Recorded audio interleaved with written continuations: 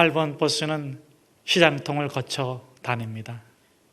늘 북새통을 이룹니다. 그래도 보따리 주고받는 정이 있어서 웃음 보따리가 가득합니다. 한참을 달던 버스 안에 갑자기 목청이 찢어지라 아이가 울어댑니다. 그치려니 했지만 울음소리는 그칠 기미가 보이질 않습니다. 더욱 거칠게 울어댑니다. 짜증이 납니다. 화가 난 승객이 여기저기서 아줌마, 애기 좀 달래봐요. 전세 냈나? 이 버스에 전세 낸 거야? 아줌마, 내려서 택시 타고 가요. 여러 사람 힘들게 하고 있네, 진짜. 아는지 모르는지 아기를 업은 엄마는 멀뚱멀뚱 앞만 보고 있습니다. 승객들이 참다 못해 폭발하려고 할 때 버스가 멈춥니다. 슈퍼 앞입니다. 기사 아저씨가 얼른 들어가더니 무엇인가 사들고 왔습니다. 비닐을 벗기니 막대 사탕입니다. 긴 막대 사탕을 아기의 입에 물려주자 아기가 그만 방긋방긋 웃습니다. 승객들은 언제 화를 냈냐며 한바구음을 웃습니다. 정거장에 멈춰 섰습니다. 아기 엄마가 내립니다. 아기 엄마가 버스기사에게 다가가더니 고개를 숙이며 인사를 하는데 손등에 다른 한 손을 얹어 인사합니다. 수아예요. 고맙습니다. 고맙습니다.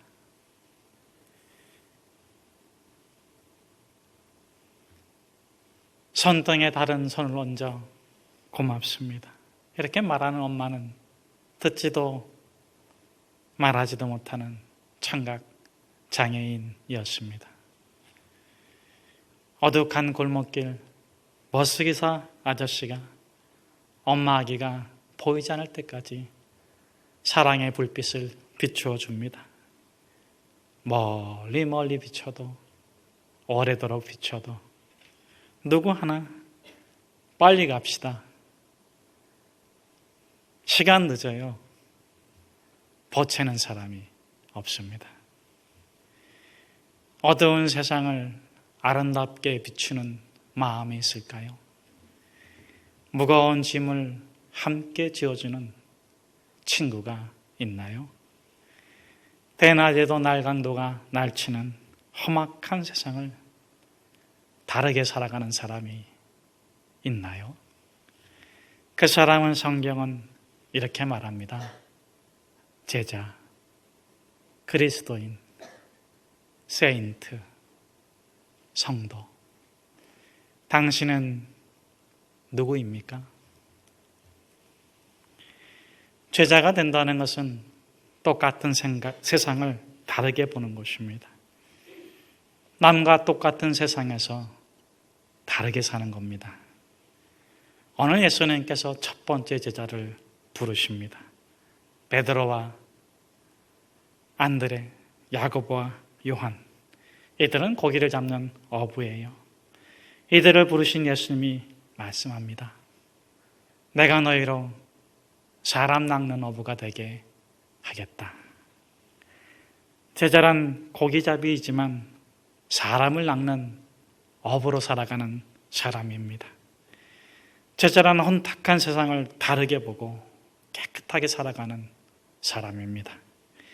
세상을 다르게 살기 위해선 어떻게 해야 될까요?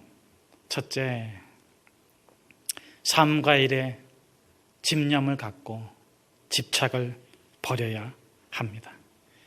집념은 좋은 것입니다. 집착은 나쁩니다. 집념은 일을 이루고 삶을 이룹니다. 집착은 자기만 망가뜨리는 것이 아니라 주변을 모두 망가뜨립니다. 힘들어하는 아이들 돌보고 힘들어하는 아내 돌보고 물 잘 먹을 수 있게 하고 그저 말이 안 통하지만 그들의 문화를 배우고 그들의 삶을 배우고, 여러분 그러면요 시간이 지나면 복음 전하게 돼요. 나는 이거 꼭 해야 돼. 그 집념처럼 무서운 집착이 어디 있습니까? 뭐를 꼭 해야 됩니까, 여러분?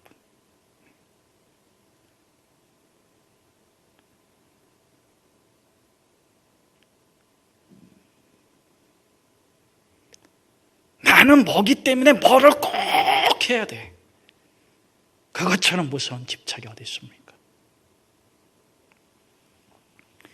여러분, 하나님께서 하나님의 사람을 축복하실 때 마지막 테스트가 있어요.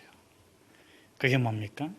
너가 정말 오래도록 바라고 원하고 추구했던 것을 내려놓을 수 있나 보자. 아브라함의 테스트예요. 아브라함이 가장 원한 게 뭡니까? 아들 이삭. 근데 이삭을 줘요, 안 줘요? 10년 뒤에 줄게. 내년에 줄게. 그래서 아들 이삭을 얻었는데 이번엔 또 뭐라고요? 죽여버려. 모리아산에 데려가가지고 죽여버려. 이게 도대체 뭐예요? 요셉이 꿈을 꿨는데 던져진 것은 구덩이요. 다윗이 왕으로 기름 부름을 받았는데 골리앗을 무찔렀는데 하나님이요 광야로 내보내요.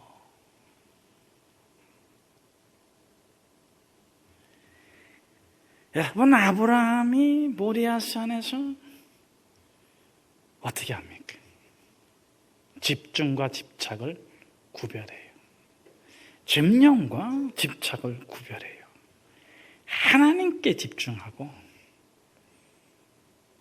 아들 이삭에게 집착하지 않습니다. 그때 하나님께서 아브라함을 축복해 주시는 것입니다. 오늘 본문에서 예수님께서 베드로를 부르고 안드레를 부르고 야고보를 부르고 요한을 부르는데 이 사람들이 뭘 버리고 예수님을 따라갑니까? 그물. 의사가 진찰기 버린 거요. 배. 가게 주인이 가게 버린 거요. 근데 또 야고보와 요한은 누구까지 버려요? 옆에 있는 분한테 빨리 얘기해 주세요. 현실을. 에? 당신. 에? 아버지를 버렸어, 아버지를. 이 호로 자식을 예수님이 제자로 삼아야 됩니까? 에? 자매님들은 굉장히 좋아하시네. 아들이 아버지를 버렸다고 하니까 아주. 여러분! 이건 아니죠.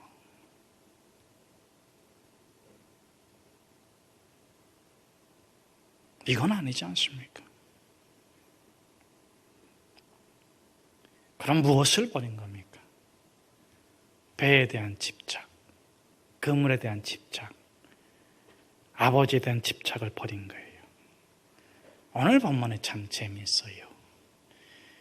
형제를 불렀는데 베드로와 안드레는 바다에 그물을 던지고 있고 야고보와 요한은 아버지 세베대와 함께 배에서 그물을 깁고 있어요. 그런데 그물을 던지고 있는 베드로를 예수님이 불렀어요. 그게 뭡니까? 이젠 그만해라. 베드로야, 이제 그만해도 돼. 상황적으로 보면은 고기 잡을 시간이 끝났어요. 그런데 바다에 그물을 던지고 있어. 계속. 왜? 불안하니까. 빈 그물이 불안하고 빈 배가 불안하고 사람들은 이것저것 해서 잡아온 고기 널려놓고 팔고 정리하는데 잡은 게 없어. 이렇게 돌아가면 어떻게 사나 말이죠. 그물을 놓지 못해.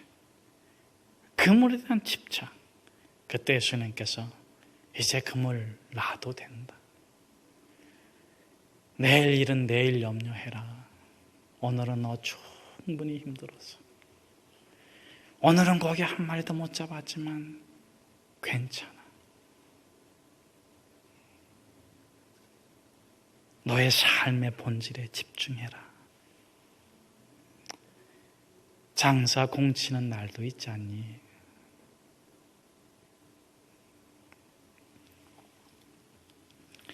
여러분, 베드로를 보면은 베드로가 정말 그물을 버립니까? 누가복음 5장에 보면은 베드로가 예수님께 배를 내어 드립니다. 예수님께서 그 배에서 복음을 전파하십니다. 마가복음 1장에 가보면은 장모님이 열병에 들었을 적에 예수님께서 고쳐주십니다.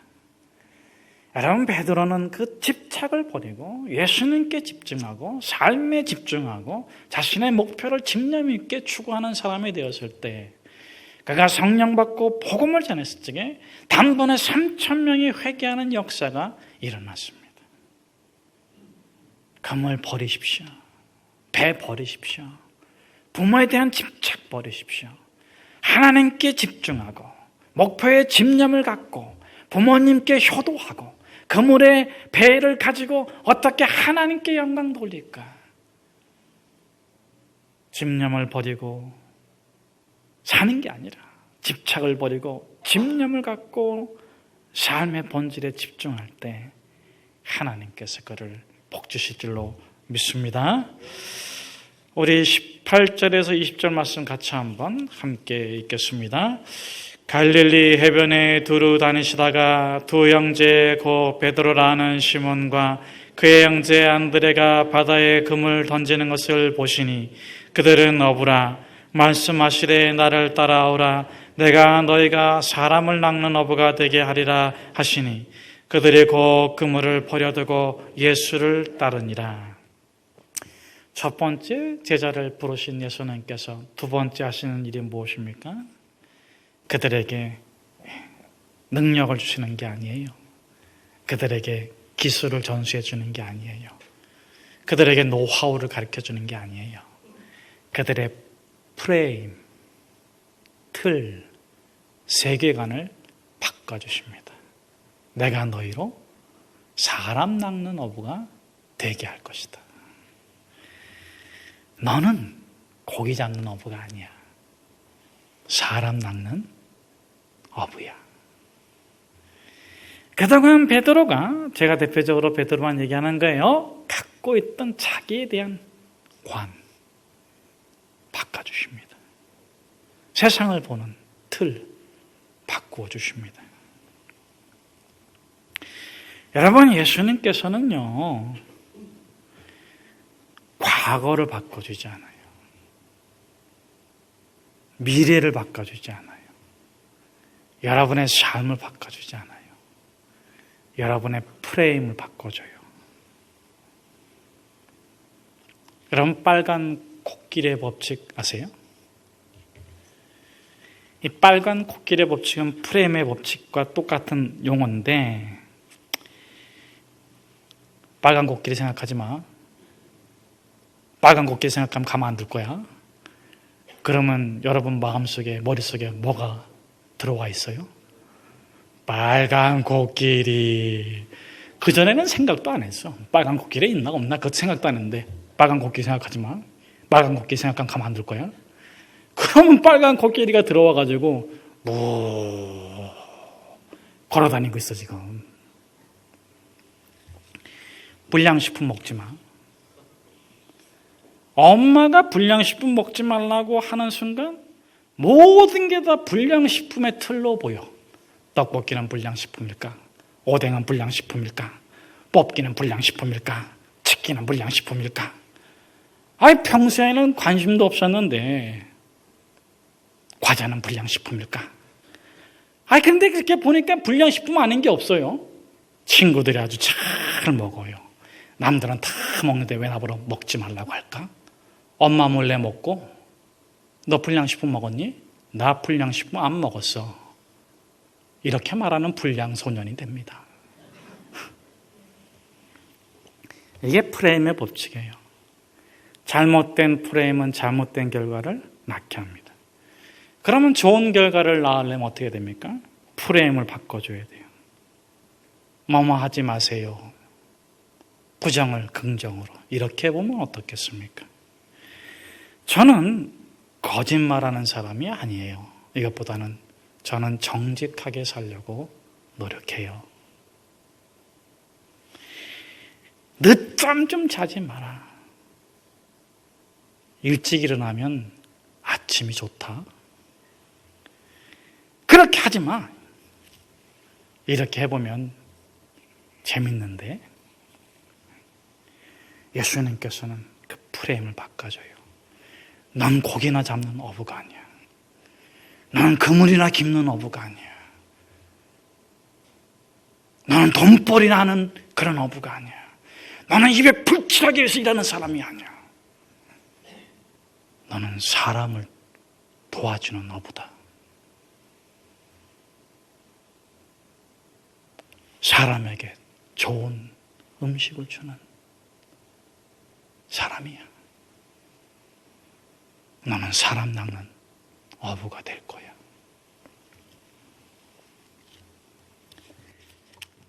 우리 21절과 22절의 말씀을 우리 같이 한번 함께 읽겠습니다.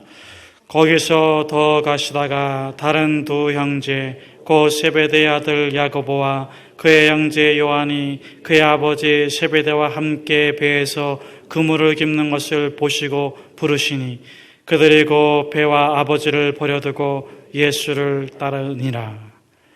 예수님은요 아무나 제자 삼지 않으십니다.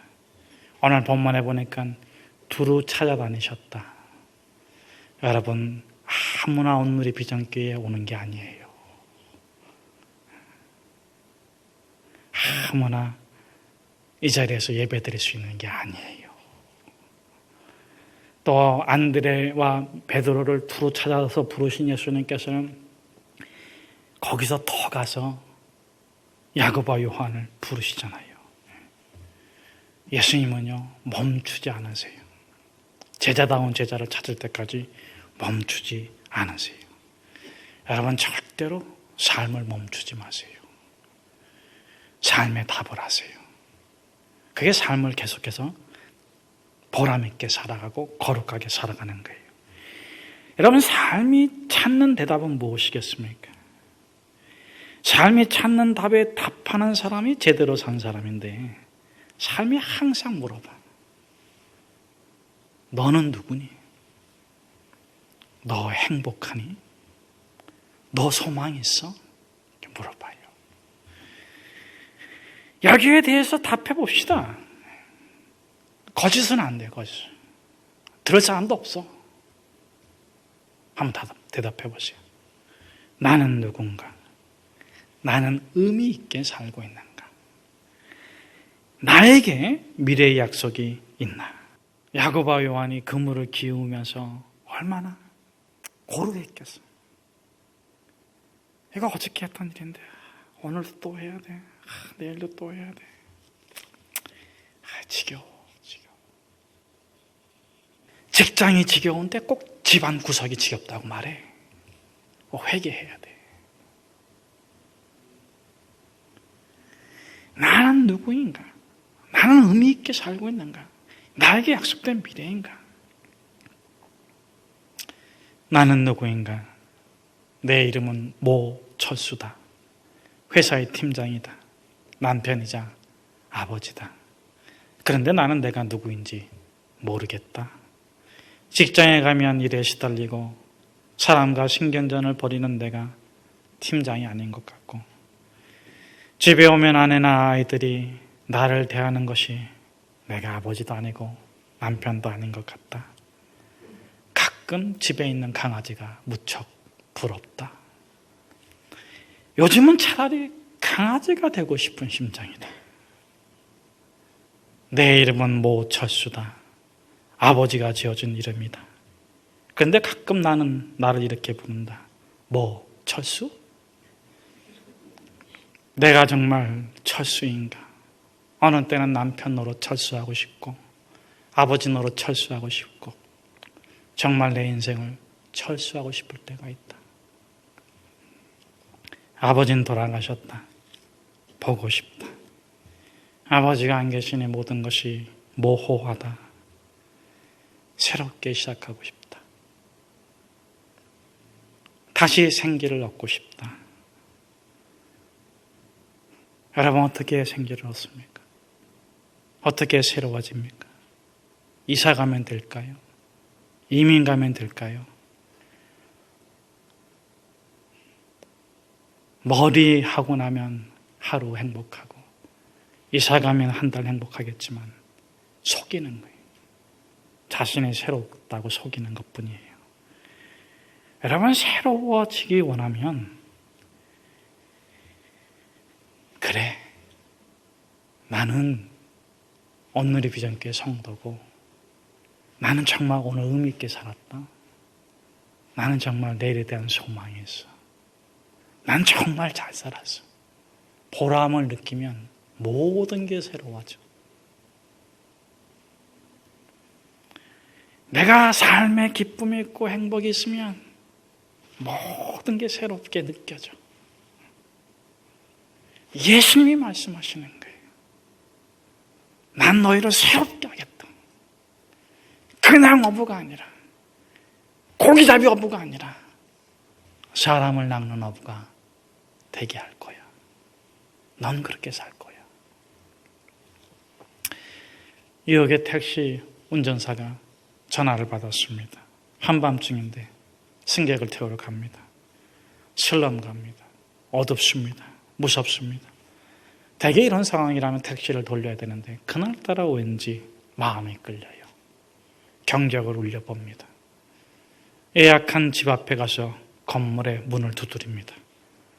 할머니 소리가 들려요. 잠깐만 기다려달라고. 한참 뒤에 문을 열고 나온 할머니는 백발이 성성합니다. 작은 가방을 들었어요.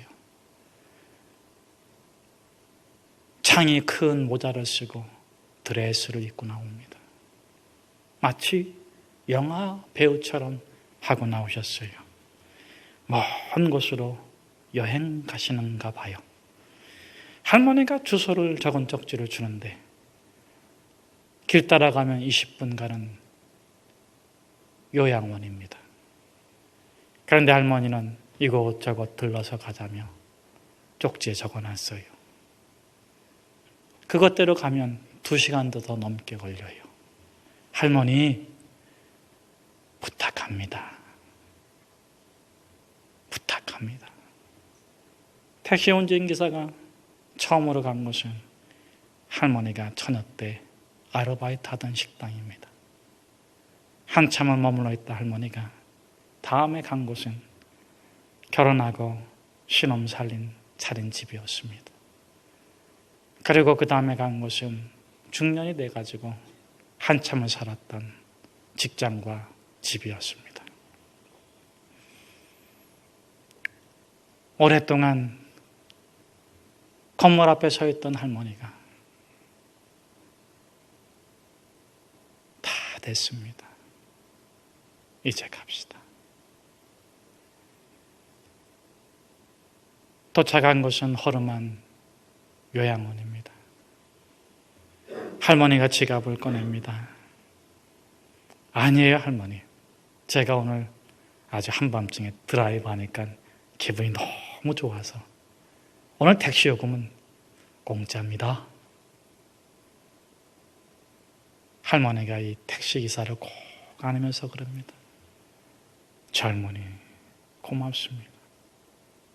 이 늙은이의 마지막 길을 축복해줘서 정말 고맙습니다. 사랑하는 여러분, 돈 벌려고 운전하는 게 아닙니다. 입에 풀칠하려고 일하는 게 아닙니다. 우리는 사람 낚는 어부입니다.